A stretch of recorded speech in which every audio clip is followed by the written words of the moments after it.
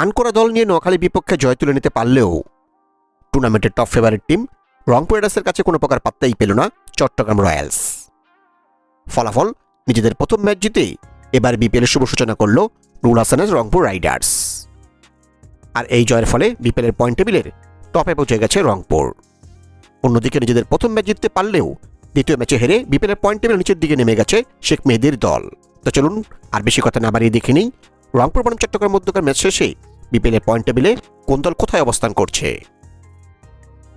বিপিএলের point table একেবারে ত্বরান্বিত রয়ে গেছে নোয়াখালী এক্সপ্রেস। এখন পর্যন্ত 2 ম্যাচ খেলে তারা জয় পায়নি কোনো ম্যাচে, হার 2 ম্যাচেই। তাদের পয়েন্ট এখন 0 এবং তাদের নেট রান রেট -1.650। বিপিএলের পয়েন্ট টেবিলে বর্তমানে 5 নম্বরে নেমে গেছে রাজশাহী ওয়ারিয়ার্স।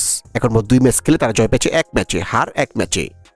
তাদের পয়েন্ট এখন 2 এবং তাদের নেট রান রেট -0.175।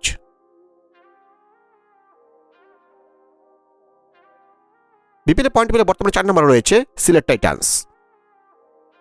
এখন মোট 2 ম্যাচ খেলে তারা জয় পেয়েছে 1 ম্যাচে, হার 1 ম্যাচে। তাদের পয়েন্ট 2 এবং তাদের রিটার্ন রেট -0.095। রংপুরের কাছে হেরে বিপিএলের পয়েন্ট টেবিলে বর্তমানে 3 নম্বরে নেমে গেছে চট্টগ্রাম রয়্যালস। এখন মোট 2 ম্যাচ খেলে তারা জয় পেয়েছে 1 ম্যাচে, হার 1 ম্যাচে। তাদের পয়েন্ট এখন 2 এবং তাদের রিটার্ন রেট -0.089।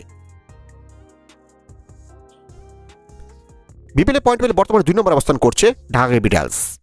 এখন পর্যন্ত 1 ম্যাচ খেলে তারা জয় পেয়েছে 1 ম্যাচেই, হার নেই কোনো। তাদের পয়েন্ট এখন 2 এবং তাদের রিটার্ন রেট +0.515।